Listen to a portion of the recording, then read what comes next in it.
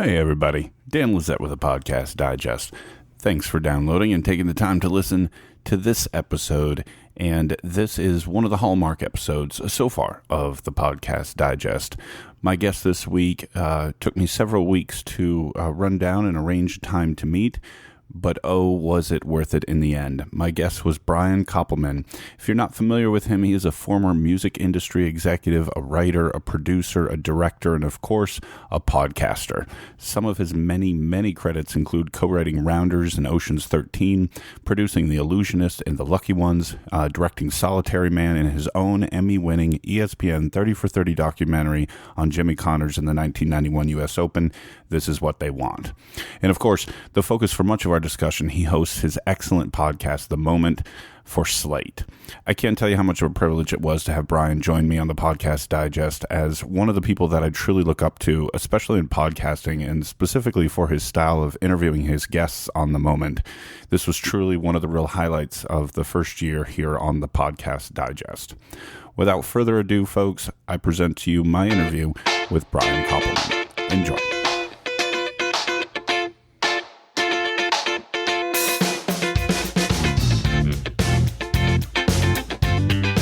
Hello and welcome back to the Podcast Digest. I'm Dan Lizette. My guest this week is the host of a show that I told you guys about way back in September of 2014. It was actually the second episode of the Podcast Digest. Brian Koppelman from The Moment and oh so many other creative ventures, as I've outlined in the intro, has joined me today. Brian, welcome to the Podcast Digest. Hey man, it is my pleasure to talk to you. I'm so glad that you're out there doing this. I feel like podcasts are just starting to really become something that the culture is talking about. I think clearly Serial helped a lot with that.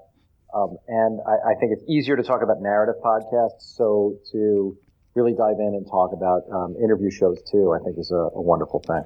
Absolutely, and I'm sure you're a very busy man, and I'm sure you haven't listened to many, if any, of my back catalog. But I have brought your name up on a number of occasions because what you're doing is sort of what I'm copycatting in terms of interviewing guests, and I'm completely intrigued by how you do it and why you do it, and sort of the process on going for that. And that was sort of how our meeting today started. You recently had the hosts of Reply All, Alex Goldman and PJ Vogt, and I'd had Alex on my show before.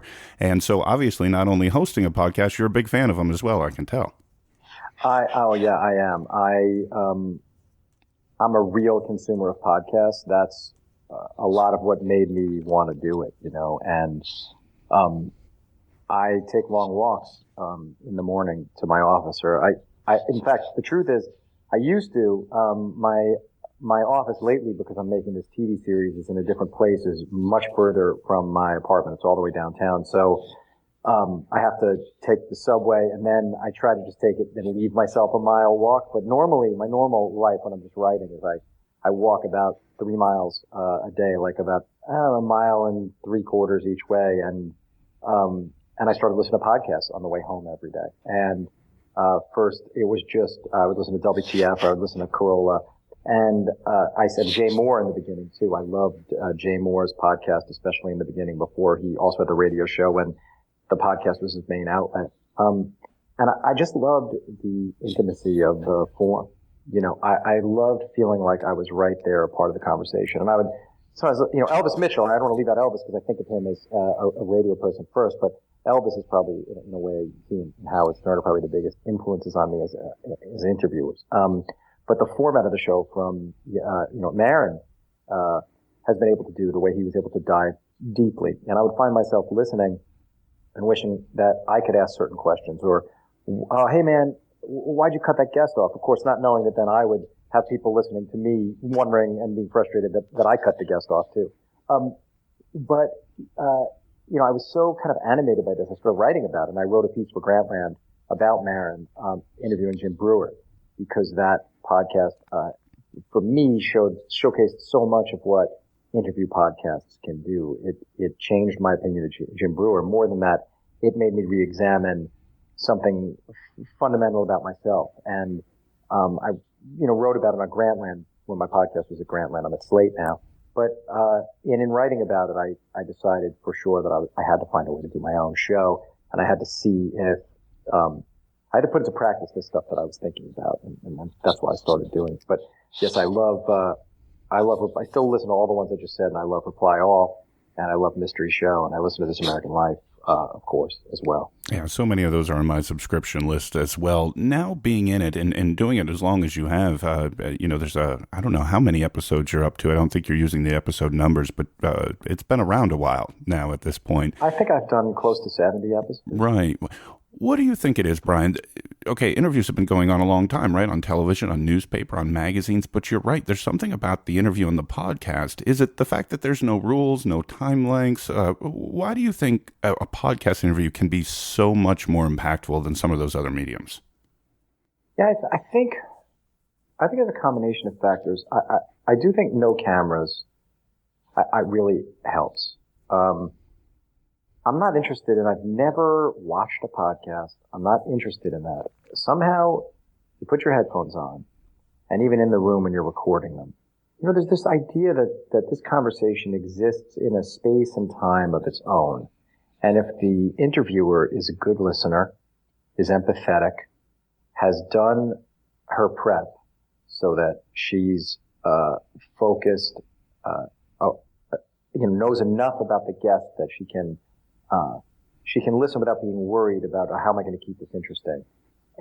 Then you create, I think, a platform for the guest to feel incredibly comfortable, for the guest to feel interesting, like the guest isn't boring you. And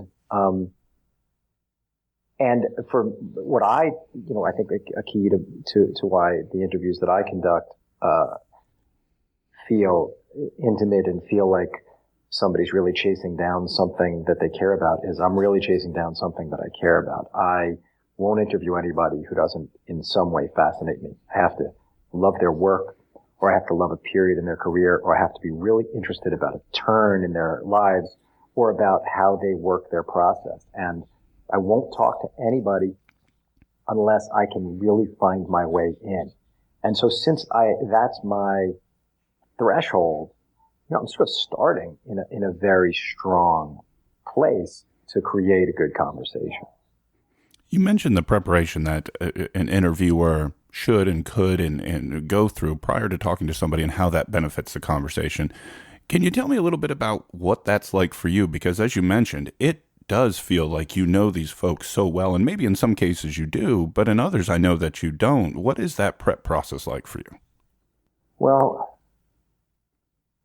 a few things. I have a producer now, so the first, let's say, however many shows, 30 shows or 25 shows I did on my own.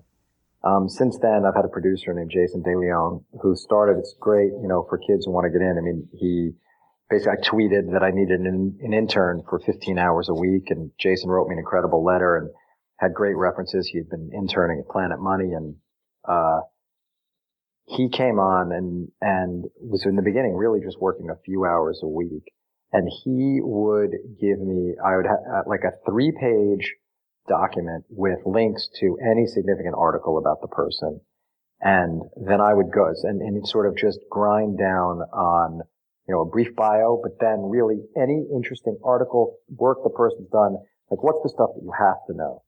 And then in chasing that stuff down in then reading all that stuff, and I read it all, that would lead me to deeper and other stuff. But because I'm starting already really interested in the person, most of the time I already have a lot of their work committed to memory or accessible somewhere in my memory bank, so that when I'm talking to them, I can feel that I'm making these connections to other work that they've done, other things that they've done. And so part of it is selecting the right people. Part of it is that Jason has figured out a great system to present stuff to me in a way that I can then go deep.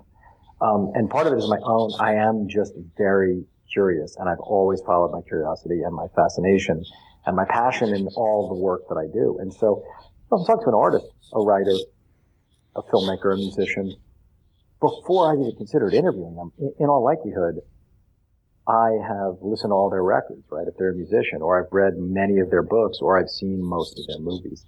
And I'm obsessive about that stuff. So maybe I've seen their movies, more than once. If it's Amy Schumer, I've watched her perform stand up 10 times. I was on a gig with her once. we have many friends in common, and I watch the show, and I'm able to chase it down that way. I also just live my life in a way that I have my work, my family, a couple of friends that I talk to, and the podcast. And so, I'm not somebody who's out at night partying and drinking and,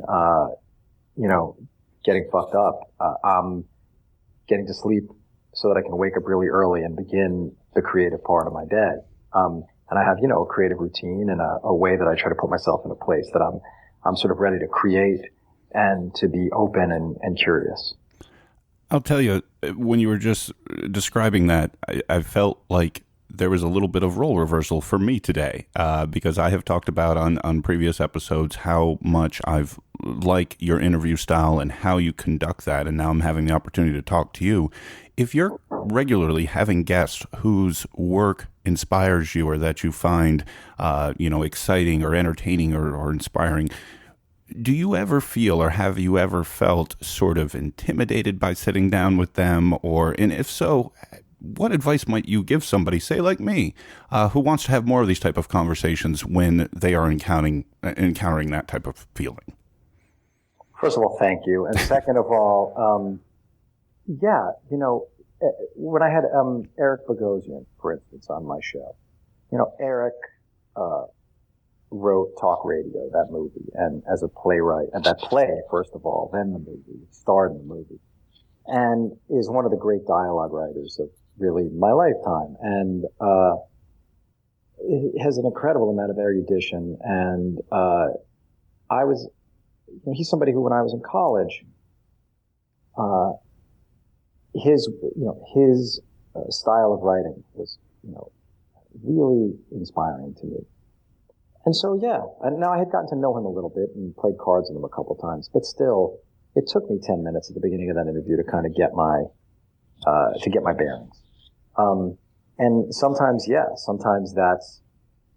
can be challenging, but that's where being prepared comes in, because if I've studied it enough, if I know enough about it, and again, if instead of, this is a trick, like it's a Tony Robbins trick, but if I'm not focused internally on what I'm feeling, but instead I try to focus on the outside of myself, so I put my focus on the guest. Then my own sort of anxiety doesn't matter. I'm just looking at the guest, and I'm listening to the guest, and I'm thinking about that. But look, when Michael Stipe comes walking in the door, I don't know how cool I'll be about it. I imagine it'll take me a minute, but I'll tell you what, I'll cop to it. You know what I mean? Part of what I would do, I think, is I would very openly say, this is a little intense for me, and I would be honest about that. And I've heard you say that on many occasions, to tell your guest what a huge fan you are. Yeah, it's what allows me, don't you think, to then be critical when I'm critical. Because, right, part of it is I do tell my guests the truth or I'll ask them, I'll ask them real questions, right? I'll dive in pretty deep. And part of that is there is a safety zone that has been created in a way. And I know that you've had at least a couple of occasions. Well, I know there's one in particular. I remember you talking about either right up front or right at the end that you guys had to finish the conversation in the car when the gentleman was leaving, and you were worried that the conversation didn't go well, and so you kind of pushed in that situation. And I know you'll remember the name, and it's escaping me. Oh, it was Russell Peters. That's right. Oh, well, no, that was just what happened there was it was in this old studio that I used to record it, and the audio died. Oh. And so we had to call him 2 weeks later. And he had said all this incredibly intense stuff about his father. And like, Russell's this huge star, and so then to get him back and I have to say to him, he's a guy who sells out arenas all over the world. 20,000 seats. Yep. And I had to get him and I had gotten in this interview with him. He was incredibly emotional and open and really was like crying. And I had to, say, hey man, I know you did all that. Sorry to tell you, we have to do it again. So yeah, that was. And you know what? As soon as you said the name, I remembered. And this is one of the things I've said this many times, that I think one of the signs of a great podcast is that you drive a listener to action. And if I remember correctly, he has something. I think he has more than one thing on Netflix. I think he's got a stand-up special on Netflix. And I think that night that I listened to that show, my wife and I then watched one of his stand-up specials, I think from Australia or something of that nature. Oh, yeah, sure, yeah. That was the one we watched, and it was because of that interview that you had with him. It was, and I've done that so many times. It wasn't but a couple of weeks ago. You had one of the singers from a band that I was not familiar with, but you were talking about how much you liked it, and I found it on iTunes on the way to work as soon as I finished the show. And Dawes. Yes, Dawes. That was it. Their album just had come out that week, and but yeah, people are loving that album. Actually, yes, it's a beautiful record that those guys made. And well, that's an example. Like that guy Taylor Goldsmith, I've been into his music for he's a young guy, but I've been into his music for years. So that when he walked in, I had done a bunch of research leading up to it. But more than that, I had just spent a lot of time listening to his music. I mean, Jason Isbell's a good example, right? Who's my favorite songwriter. And I do think that guy is, he's brought me so much joy in my life, and his music has touched me in such a deep way that it was a little intense figuring out, okay, and that was an example where I encouraged Maron to have Jason on his show. I had told Marc to listen to the record, and in social media, and Marc thanked me for it, and got the record, and then they were both at some festival, and I said, you guys should do this, and they did it, and then Marc had Jason on before I did, and then I was a little bit intimidated by having to follow Marc, but I just made the decision that I was not going to try not to cover the same stuff Marc did, and I was going to try to just have exactly the conversation that I wanted to have. And I think that's the other part of it, is I try to make it a conversation. And I think the people who listen to my show every week and who write to me prefer it when I have a conversation as opposed to just an interview. But it's a balance that I'm always studying and thinking about, which is how much can I let the guest go, and then when should I share in order to hopefully, get more. And how much of these conversations do you script out in advance? I mean, is this kind of just a general bulleted thing, or do you kind of just start the train and see where it goes? No, I write out. So yeah, that's so after I do all that research, then somewhere in there, I start writing the questions. I could be walking down the street. I always have my iPhone, and then I use the Notes app all the time. And so, a question can occur to me about somebody I'm going to interview in a week or 2 weeks, and I'll just throw it down. And then I'll start jamming on all the questions, and I'll write down a page or 2 pages of questions, knowing I'll never do all of those, Right. And then I'll go through one more time, and I'll kind of bold the ones that I know I can't miss. So maybe out of 25 questions or 20 questions, 6 of them will be bolded. And then I'll tell you what ends up happening is I rarely look at that piece of paper. Because I've done it. I've gone through the process of figuring it out. And then, but the bold ones usually, I don't, and then towards the end of the interview, I'll look and I'll say, oh, I've covered most of this. Here's something. You'll hear me sometimes when we're in the middle of a thing, I'll draw something out of somebody, they'll say something, and I'll say to them, I've written that question down. Yep. And it's true, and then I'll read the question. And so when that happens, I know that we're in the right kind of flow because they're thinking about what I've been thinking about, and we're able to connect in that way. Yeah, and I've also heard you say, I've got 100 more questions for you, but we don't have time. Well, that always happens. I over-prepare. So your roster of guests, you've had such an eclectic roster. You've mentioned many of them, from musicians to directors to actors to writers to speakers and podcasters. You talked about how you only want those who sort of, that you're a fan of their work or that they motivate or inspire you. Sort of, when you kick this show off, what did it look like? Did you put 50 names in a hat and start working on? Yeah. No, I did. I wrote down 50 names in the notes thing. I could find it. I did. I've had many of those people on. I mean, certainly the first whole bunch of guests were people I wrote down. Mario Batali and Seth Meyers. I knew if I could get those two, who are friends of mine, to be the first 2 guests, that would be a huge beginning. I would be able to see if I could really do it because I would have guests who would make sure that if I was even somewhere in the realm of decent, they would cover it. They're both such great storytellers. And, yes, I wrote up lists of these people, and some of them have just come on recently. You know, obviously, like Tony Robbins was right at the top of that list.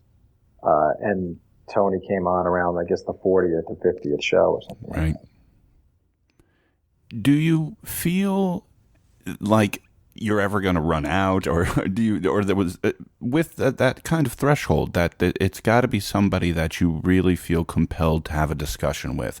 Are you concerned that are you worried about having to lower the bar at some point, or do you? No, I won't do it. I mean, I only interviewed one person that I didn't really want to interview, and I'll never do it again.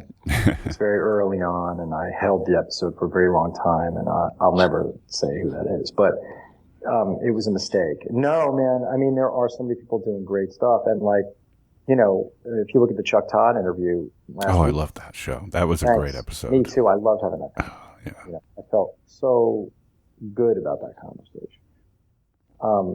And you know, Chuck, my interest in what Chuck does, like for me, I felt like watching him over the last year, I saw something. I don't know Chuck. I've met him twice before this, but I don't know him. But watching him on television, I thought I picked up on something that was going on inside of him emotionally. And I saw this difference in the way he was interacting with his guests. And that was enough. And then having a huge high regard for him as a journalist and everything he's accomplished, that made me go, okay, this is the time I really want to have this guy on the show, because I know exactly what I want to ask him. That's really what we're talking about, right, Dan? It's like, I have to just feel like I know what I can ask this person that will be really interesting, not just for me, primarily for me, but I know that if it's really interesting for me, I have a chance to make it really interesting for you. You mentioned Marc Maron, and that I know from you appearing on his show, and folks, Mark and Brian covered a lot of ground that I didn't want to talk about, so I'm actually going to have a link to that episode in the show notes as well if you want to check that out. In that conversation, he mentions, and then you reiterated that, you know, he was sort of a podcasting inspiration, or at least maybe from an interviewing standpoint. You mentioned that already.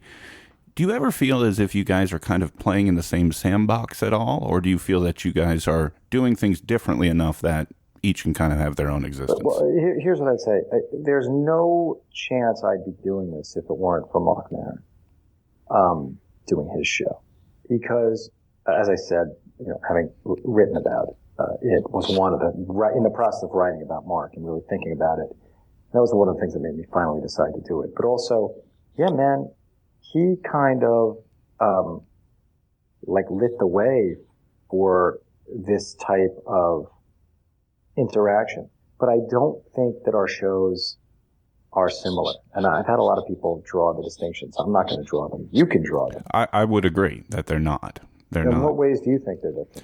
Well, I think Marc obviously comes from a little bit more of a comedic side, if you will. And I think you dig a lot more. I think you will go after a topic a little bit more than Marc, maybe dig deeper into a particular the moment, right? You really do focus thematically. You stick with that approach, and that, I think, is a little bit different than Marc's. I mean, your appearance on Marc's show, you guys covered, you know, what was it? You can correct me if I'm wrong here, a 2 or 2.5 year span of time. And, you know, in your shows, I tend to see that you often will cover you'll go back to people's childhood and what was the root for. And I think that there's a different approach and a different style for sure. And I think you guys come from different places. We do. I think we come from different places. And, you know, I had Marc on my show, and I love, if you're linking to me on Marc's show, put up the link, please, to Marc on mine, because Absolutely. It was first, because I did sort of dive into how I felt his show had changed and he had changed. And I thought that was a really strong and interesting conversation. And he was very open. And yeah, look, are there guests that are the same sometimes, for sure. Marc's podcast is 10 times bigger than my podcast. And he has his pick of guests. But as I say, I remain a fan of his work. Certainly somewhere, like I said, Elvis Mitchell, Howard Stern, Mark, there's no doubt that those people all influence the way I think about doing this. Brian, are there a couple of episodes that you've done so far that kind of hold a warm place in your heart? Maybe some favorites that you were most pleased, maybe not necessarily to have the guest, but in how it came out in the end? Yes. Certainly the two episodes, it's strange. There are certain episodes I hear about from people all the time. And I hear about the Seth Godin episode, the Killer Mike episode. Yes. Mm-hmm. Those two probably the most. And the Jessie Klein episode is something that I think is really, because she's somebody that most people don't know. And I thought our conversation was wonderful. Her story, I think, is inspiring and also shows you the danger of not following your dreams. I loved my conversation with Gilbert Gottfried because Gil talked about a bunch of stuff that he doesn't usually talk about. And I felt like Marcus Lemonis, the host of that television show, The Prophet, I came on and was incredibly truthful about a bunch of stuff he was going through. And I loved talking to him, and people loved it. And then I have to say, a couple of recent episodes, John Acuff, who wrote a huge bestseller in the business space called Do-Over. He's a friend of mine, and that's an example where I was super prepared, and I had a real thesis, and part of it was going to be, I knew, unpleasant in a way for John, because I was going to ask him about a difficult time in his life and about what I felt was him not putting his best face forward, his best, not showing the best of himself in a way. And he was I thought he was beautiful in the way that he talked about it and owned it and has gotten to such a great place. So I love that conversation. And it was really fun talking to PJ and Alex because I felt like they were also, what I'm looking for in these guests once I've zeroed in on the fact that I think that they're like really great, I'm interested, is that they are an exploration of their own, so that they're not selling, they're not stumping, they're engaging, you know what I mean, and in the conversation. And so in engaging in a search. And I felt like PJ and Alex, because, I know you heard, I was really asking them about what it felt like to have to fit into Gimlet and about being edited. And they weren't defensive. They were, I thought, remarkably aware that they made a choice, I felt, and tell me if you felt this as you were listening, to like really dive into that question on the air with the microphones open and give me an honest answer. Did you feel that way? Absolutely, and they certainly will. And I know from my conversation with Alex, there is a real level of deference I think they have for Gimlet, for being a part of it. They have a humbleness about what they're producing, I think, in general. I know lately on Twitter they've felt almost ashamed to be a part of Gimlet, looking at what Mystery Show is doing now. And I told Alex on Twitter a few weeks back, I was like, are you kidding me? I was like, Reply All more than has a seat at the Gimlet media table, as far as I'm concerned. But I think there's no question that right now it's a top 2 Gimlet podcast. Anyone who says it's not is crazy. I would agree. I think Reply All is, there are only a handful of shows, and doing what I do, I have almost 100 shows in my subscription list, and there are only a few that the minute a new episode pops up, it goes immediately to the top. Doesn't matter what else I'm doing, it is coming up next. No, I think so too. I think Reply All and Mystery Show both are spectacular. Indeed. I do think Starley shows.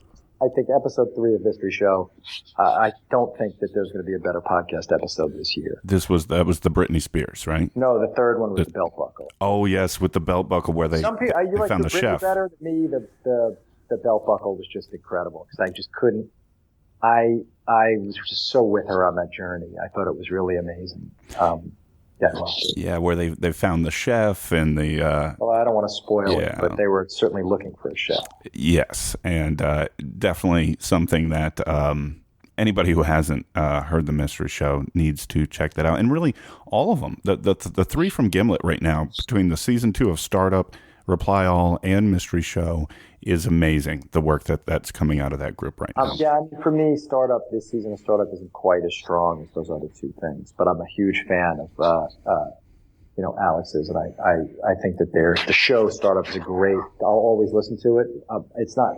For me, it's not quite firing the way it was last year or the way those other two shows are. Right. I would agree.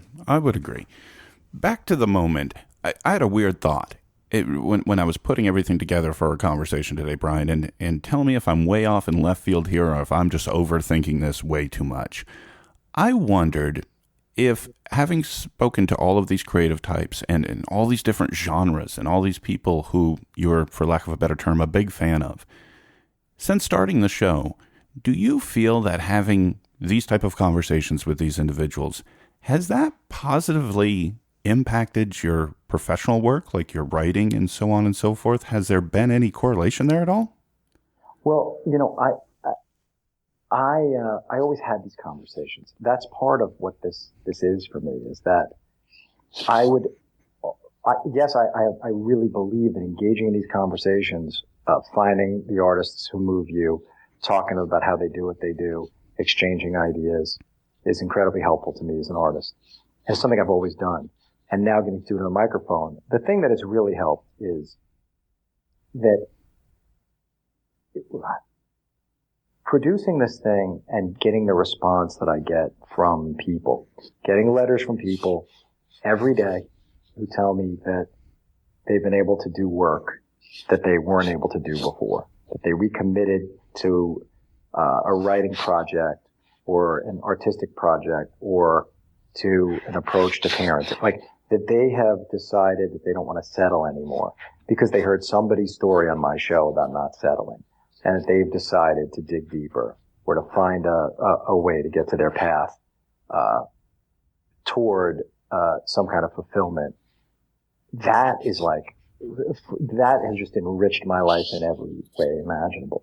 That doesn't get old for me. Like, that's just that's just like a huge treat and privilege to engage in that. So that has had a gigantic effect. And yeah, of course, having these conversations. Look, part of the lucky break of doing what I do for my life, living in the arts, living as a person who's lucky enough to make movies and television for a living. I do get to be around people who inspire me all the time. And this is a way to share those interactions with people who aren't there yet. And then another surprise is like how many people who do this stuff for a living, listen to my show and totally, are into it. And then, will people who know me and know the guest and will say like, oh, I learned something I never knew about that person. That's so cool. That's awesome. And then, yeah, for me, getting to pick James Altucher's brain or Seth Godin's brain or Tim Ferriss, there are, those things are great. But obviously, if you heard it, like Tony Robbins and I have been friends for a long time. So yes, having an hour to really just kind of ask Tony whatever I want to ask him was amazing. But I've always sort of used this platform that I have just from what I do to reach out and meet people like that. Would you say that's a goal? Should that be a goal for interviewers, to bring out something that maybe hasn't been heard before, to show a side? Like you mentioned Gilbert Gottfried. When I listened to that episode, I probably, like a majority of people who were familiar with his work, had never heard him have a conversation like that. Is that sort of something you're going for in these conversations? Oh, well, that time I was, for sure, because Gilbert had done so many podcasts and had never really been broken character, and he did break character for part of that. And I loved that because though, as I said on that podcast, 14 years old, I walk into a comedy club with somebody, takes me, I see that guy, It's a central sort of moment in my artistic development. And so I really wanted to understand what was going through his mind. Now, by the way, there's only some of it, but some of it was there. I did get some of it, and that was great. Yes. But I'm not looking for something sensationalistic, right? Right. There's never a gotcha moment. I'm not trying to get something from these people that they never said just for the sake of it. But I am trying to sate my own curiosity, right? So, that will lead sometimes to that thing happening. Well, I think that has happened in so many instances, at least for me as the common everyday listener, if you will, on so many of your guests. I've run the gamut from somebody who I've wildly heard of or completely familiar with, but realized I wasn't that familiar until listening to that episode, all the way to the other end of the spectrum of being introduced to somebody I'd never heard of before. And then, as I mentioned, was looking for them on iTunes by the end of the conversation. Well, that's really satisfying. When I have somebody like Brian Garner on, who I know some people are obsessed with and some people have never heard of. And then people say to me, like, I went and bought Modern American Usage. I've never thought about words in that way before. That was an episode which is a real outlier for my show because it wasn't as much about the moment. But boy, did I get good response from people on that episode. And like when Big J. Okerson will talk about stuff that he never talked about before. But that was also like an amazing thing where people love. So I'm not looking for it for the sake of it. I'm looking for it because I'm trying to really connect. And I'll say one other thing, which is, I know you do this over Skype, and you have to, I'm sure, because wherever you are and where your guests are. Right. But I've only done 2 Skype interviews. Yes. And a huge part of why I'm able to generate this intimate conversation is because almost always, 97% of the time, I'm in the same room. Right. And so I'm able to lean in and look at the person, and they're able to see me and see the way in which I'm looking at them. And they're able to know, they know that I'm there for the right reasons. And I find it harder to do that over. The 2 Skype interviews I did were Dave Ramsey, who I felt was like important enough that it was worth it. Right. To do that. And Tim Ferriss, who's my friend, and it was the second Tim Ferriss interview, and I felt comfortable doing it for that reason. You're completely right, and not that you need my validation, but actually, ironically enough, yesterday I just recorded my very first in-person interview. I had a podcaster actually come to my home. I work from my home here, and it was a completely different dynamic. It is, right? Such a difference being able to look somebody in the eye, and for folks listening to that'll be next week's show. You guys will hear it. A completely different dynamic, and it was. We were able to go places I thought that are so much easier to go to because, we had that, you could see their body movements and, body language. And it's a great choice to kind of Where do you live? I'm in southeastern Pennsylvania, which is about 45 minutes outside of Philly. But you found somebody from Philly or? Yeah, I was actually recently relocated up to the area. And when I saw that, and I'd been, listening to this person's podcast for a while, when I saw he'd relocated, I said, "Are you interested?" And what was funny is he didn't know me from anybody. And he took a chance and came to my home. And it was great. Oh, that's terrific. I could have been a psycho. Well, he must have listened. Don't you think he listened? I would assume. I hope. I hope so. So for folks listening that aren't familiar with their show, and hopefully they've already searched it out and found it and hit subscribe and going to go and find some of these great conversations that we've been talking about. But the moment is basically where you are having conversations with people and you're really trying to dive into, along with a lot of other things, but on those moments where these successful people, how they manage either times of crisis or times of success, and then what they do with that to sort of springboard them forward. Is that a fair synopsis, if you will? Yeah, sure. So if I didn't do this, I'd kick myself later. So I wanted to ask you, Brian, are there a couple of moments in your career that you feel were those moments for you? Yes, I've definitely had those moments. I mean, clearly, when I walked into a poker club and I was 29 years old and had just had a child and realized that in this dingy poker room lay the answer, was the answer to a question I'd long been asking myself, which was, do I have the guts to to finally become a writer, do I have a subject that I want to write about? And am I ready to take this leap? And that was, that started a 2-year journey that led to David, and me writing Rounders. When I saw Tracy Chapman, which I talked all about on WTF and other places too. And, right. I've definitely had those moments. When it's on Storify is the moment of the story of how my partner and I decided to write this script, Billions, which is a TV pilot, as an original, not sell it in advance as a pitch, and in so doing, created leverage for ourselves to then have somebody pick it up and make it. And now I'm making the series for Showtime. It'll be on in 2016. I've definitely had these moments, and part of why I'm so interested in them is I'd love to learn how to have more of them and how to recognize them when they present themselves. Would you consider some of the moments, key moments that maybe don't always come to people's mind, are those moments of rejection? And I know you've talked about that on other shows as well. I'm curious, what do you think your greatest failure was? And what I mean by greatest is from the perspective that the most satisfying result sort of arose from that failure. You gained the most from that failure. Is there a time where that was the case? That's a wonderful thing to think about, actually. That's really an empowering way to think about failure, and a very true way to think about failure.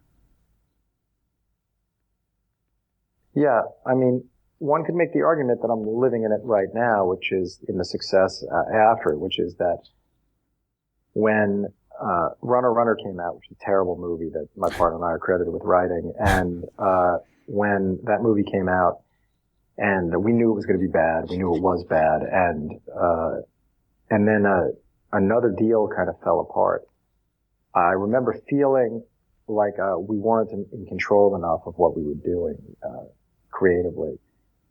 And that the next thing we did, we had to grab a hold of. And that was, the writing, that was deciding to write Billions as a speculative venture, as an original script that nobody else had.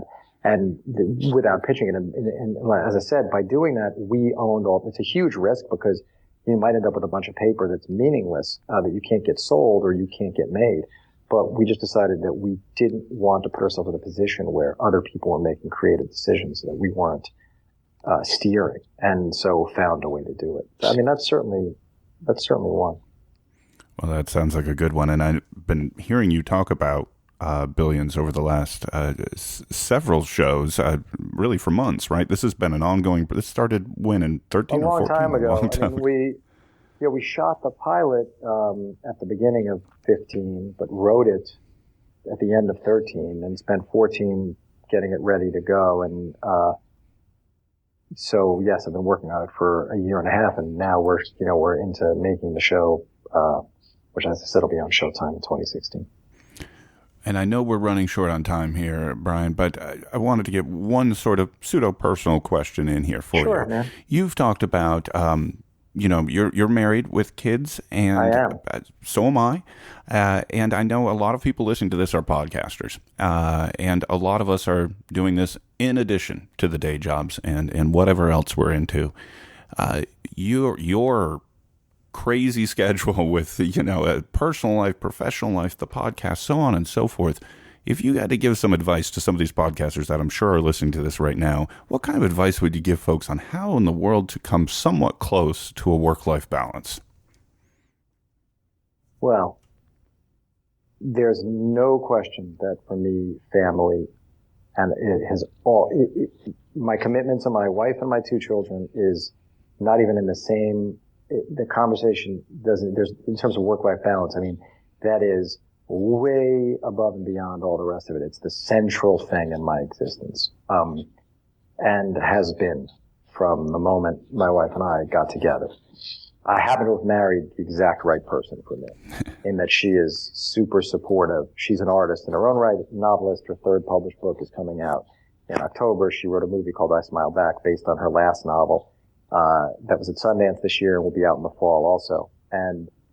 But years ago, 19 years ago, she said to me, when I was in a job where I wasn't happy, I was not yet a writer. This is around when I was at a polo club, and she said, we had a 4-month-old son, and she said, look, I'm gonna clear out the basement storage area under our apartment, and you go and write this thing. And I believe that what's going to serve our family the best is you figuring out how to succeed at this thing you want to do. And, the thing I talk about a lot on my show, Dan, and in life is that the state of being a blocked creative person is very painful. And I think that blocked people, if they can't find a way to produce work, I don't mean produce work that gets out into the world with the people. If they can't find a way to just do the thing that they're dreaming of, it turns them toxic inside, and it makes them toxic to other people.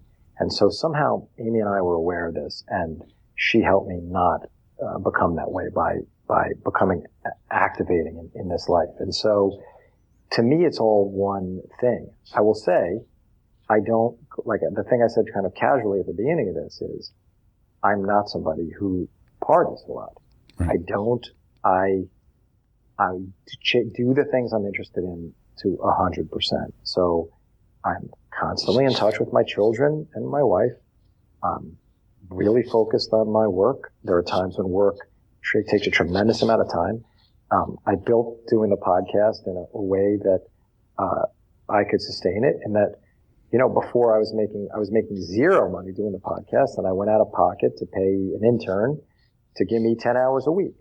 And now I could afford to do that, right? Because I had this other life that would allow me to do that. Right. But I did do it, and I realized, okay, this is important to me, but I can't take all the time it would take. So I'm going to find another way to make that work, because it's really important that I deliver a great show for people.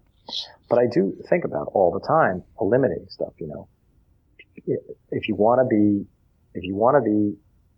good to your family and good to your career, then the word no becomes incredibly important. You have to say it all the fucking time to everything else. And so I say no a lot. I don't do things I don't want to do. I don't do bullshit social engagements. I don't go to very many weddings. I don't go to, very many openings. I don't go to like the things I get invited, you can imagine the things I get invited to, right? I get invited to a movie premiere almost every night. I never go. I eliminate everything that's extraneous. Now, also, it's true that I've been able through my work to have, the financial pressure isn't so great on me that I can't have, if I wanted to do this in the beginning as a hobby before I knew if it was a real thing, I could justify it, but that's not really how I justify it. What I really justify it all as is it's all one thing. It's like living an engaged life.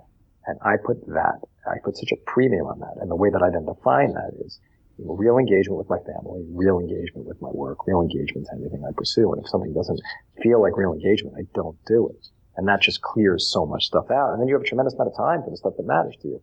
Also, just practically, I get up super early. I go to bed early. I'm up at 5 and I meditate and I do morning pages and I take a long walk. And that's the stuff that I do every day. But I eat like shit. So everybody does something that they shouldn't do. I eat way too much pizza. There's always something. Well, the episode that's coming out this week of The Moment, you mentioned it before I hit that record button, and I imagine it's going to be the most recent episode for folks hearing this now, and it's a big one. Yeah, when is this going up? This should be out. Folks are listening to this probably on the 21st, Sunday. Yes, so the most recent episode of the show, it would have just come out, is Lewis Black. What was that like? So, a blast, just a total blast to talk to him. He's an incredibly entertaining, incredibly smart guy. So Lewis Black, and then I have Debbie Gibson I recorded, which was fantastic to talk to her. She's not somebody who's been on many podcasts, and she's lived an incredible life. She was a huge star in the 80s. And singer and songwriter and giant star, and has really, lived a great life. And I think that may be out the following week. And I'm interviewing Starlee Kine very soon. Oh, speaking of mystery show. Well, as always, the upcoming roster looks good, so does the back catalog. The Moment is one of those ones I hop on, within 24 hours easily. Once it hits my feed, it is done and gone. And like I said, and I continue to say, Brian, I take a lot of inspiration from your interviewing style, and I pick up tips, not, just from what I've learned about the guests, but also in how you conduct The Moment. And it's a great show, and folks, I encourage all of you to check it out. And where could they find out more about that show or what you do, Brian? They could find me at itunes.com/themoment, and I'm on Twitter, and I'm active on Twitter at Brian Koppelman. And that's how we ultimately arrange this. He is a great follow on Twitter and a great podcast, folks. Check it out. Brian, thank you so much for taking the time to join me today. Thanks so much. Great that you're doing this. It's my pleasure. Thank you. And folks, come back again next week for another episode of the Podcast Digest. Until then, take care. Thank you for listening to the Podcast Digest. You can follow the show on Twitter at PodDigest. Like the show on Facebook at facebook.com/The Podcast Digest. Email the show feedback at thepodcastdigest@gmail.com. And you can find all the previous episodes and exclusive blog entries at the show's website, thepodcastdigest.info.